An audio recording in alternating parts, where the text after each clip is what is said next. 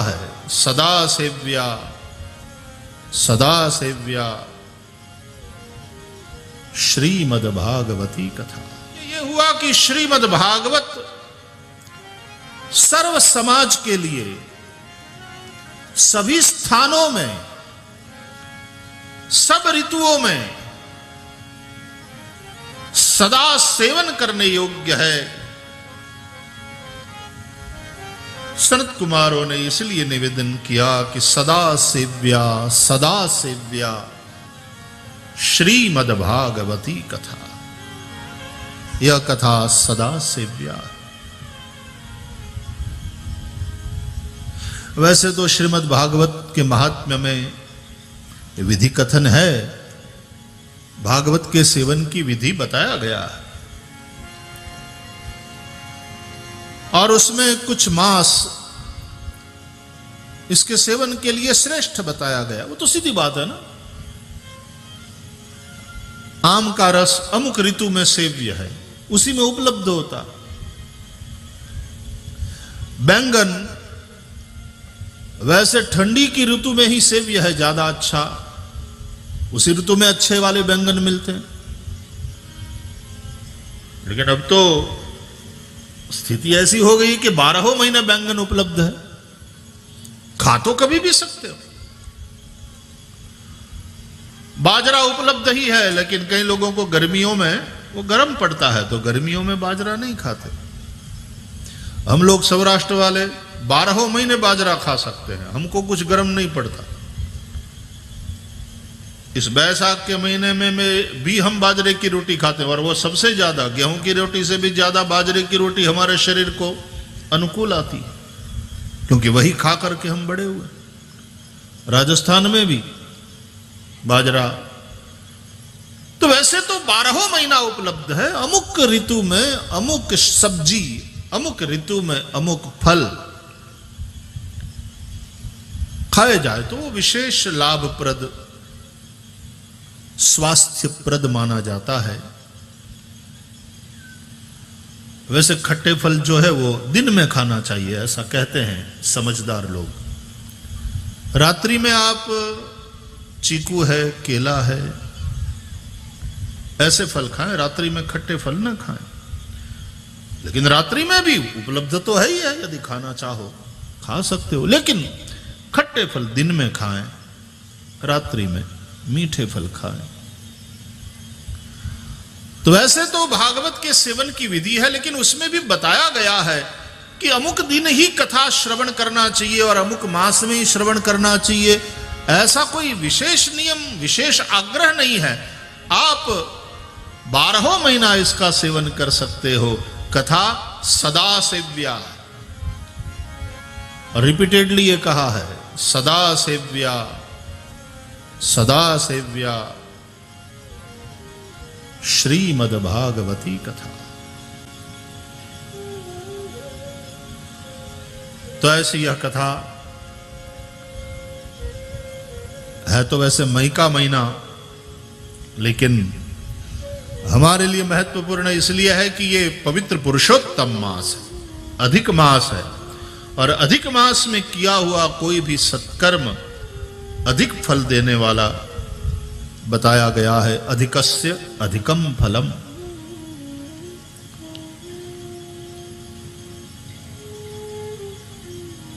तीन प्रकार से इस आराधना महोत्सव में हम आराधना करेंगे।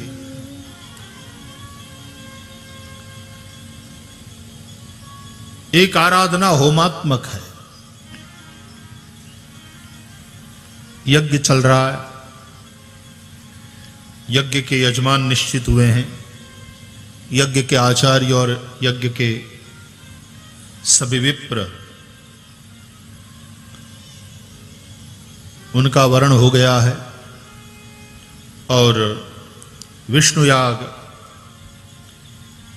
और फिर 51 कुंडी गायत्री याग भी होना है।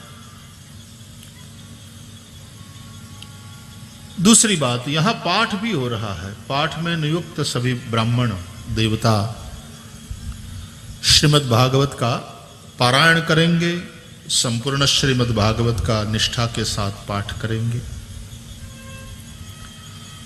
और तीसरा यहां पर व्यासपीठ से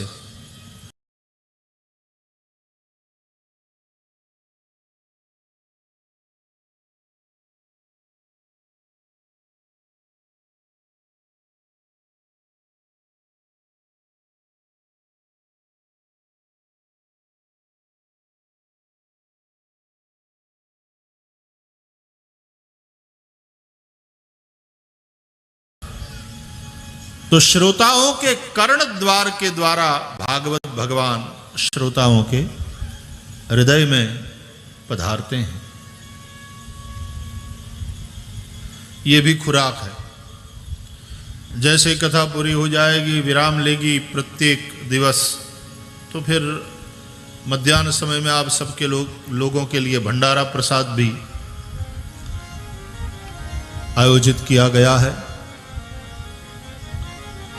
वहां भी आप जो लोग हैं वो ब्रह्म ही है। अन्नम ब्रह्म, अन्नम ब्रह्मेति व्यजानात्, हमारे उपनिषद कहते हैं अन्न ब्रह्म है।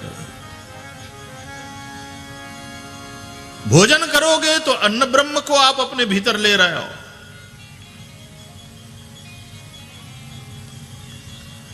यहां कथा श्रवण कर रहे हो तो श्रीमद् भागवत रूपी परब्रह्म परमात्मा श्री कृष्ण को आप अपने श्रोत्र द्वार से अपने हृदय में विराजमान कर रहे हो। आप बैठे हो, आपको पता भी नहीं आपकी सांसें चल रही हैं। ये वायु भी ब्रह्म ही है, प्राण देने वाली ये वायु, प्राण वायु परमात्मा का ही रूप है। उसी से जीवन तुम्हें प्राप्त हो रहा। ये ऊपर से सुगंधी जल का छिड़काव होता रहे ऐसी व्यवस्था करी गई है पंडाल में। वो शीतलता देगा और बीच बीच में आप जल पीते रहें। मैं आपसे अनुरोध करूंगा कि जल पात्र रोज साथ में लेकर के ही बैठना सब लोग।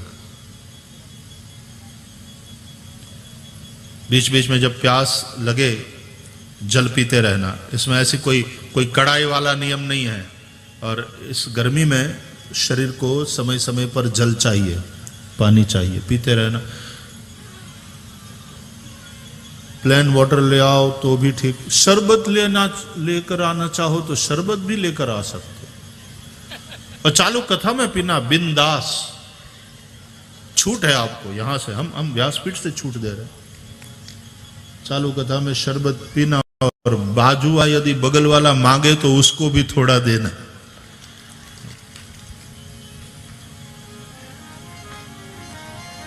हमारे सौराष्ट्र अहमदाबाद में एक बार कथा थी, तो चालू कथा में फिर बीच में छाछ, हजारों लोग बैठे रहे, सबको छाछ मिलती थी, सब छाछ पी रहे थे।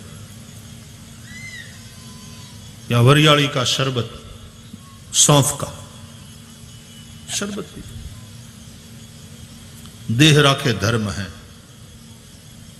देह देवालय है, इसमें परमात्मा विराजमान है। मैं ये कहना चाहता हूं कि ये जल ये परमात्मा का ही रूप है, ये वायु परमात्मा का ही रूप है, ये अन्न परमात्मा का ही रूप है, श्रीमद् भागवत परमात्मा का ही रूप है। यह संपूर्ण सृष्टि, यह संपूर्ण अस्तित्व उस परमात्मा का ही रूप है। सर्वम खलु इदम ब्रह्म नेह नानास्ति किंचन। हमारे वेद कहते हैं पुरुष एवेदम सर्वम, इदम सर्वम पुरुषम एव। ये जो कुछ है परमात्मा ही है।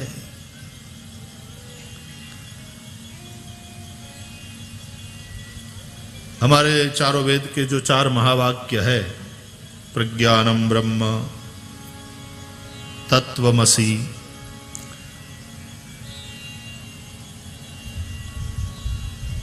अयम आत्मा ब्रह्म, अहम ब्रह्मास्मि, इन्हें वेदों के 4 महावाक्य कहा जाता है। और वेदांती हमारे जो महात्मा हैं वो इन वाक्यों पर चर्चा करते हैं।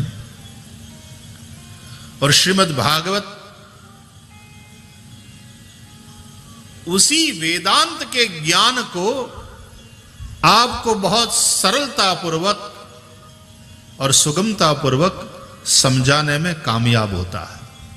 इसलिए तो भागवत की महिमा, वेदोपनिषदाम सारा जाता भागवती कथा, इसलिए तो कहा वेदों और उपनिषदों के सार रूप श्रीमद् भागवत है। यह कथा तुम्हें ठंडी में भी सुख देने वाली है और यह कथा गर्मी में भी तुमको सुख देने वाली है। इसलिए कथा को गंगा की उपमा भी दिया गया है। निम्नगानाम यथा गंगा पुराणानाम इदम तथा,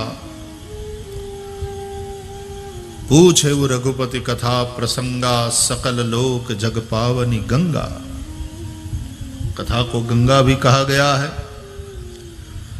और श्रीमद् भागवत को सूर्य भी कहा गया है। पुराणार्को अधुना उदितः,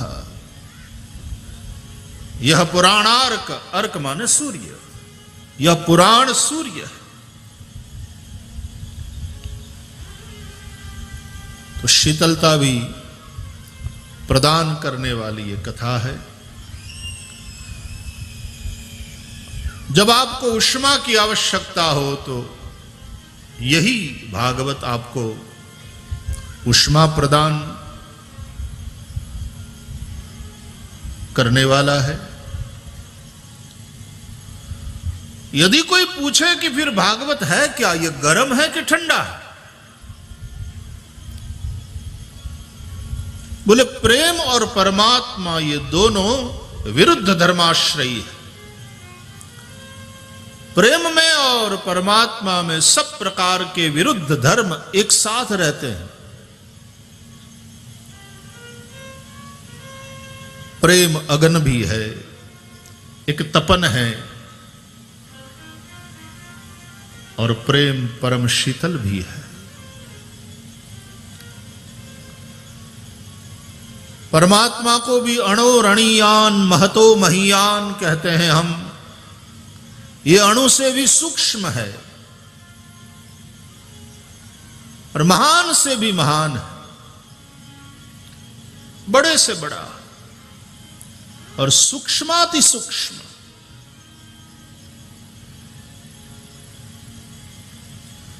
ये समीप भी है और ये दूर भी है।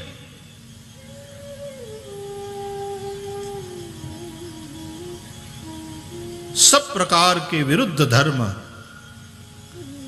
परमात्मा में और प्रेम में एक साथ रहते हैं। तो जहां आपको शीतलता की जरूरत हो वहां यह कथा गंगा बनकर आपको शीतलता प्रदान करती है, आपकी प्यास को बुझाती है, आपको परम तृप्त करती है।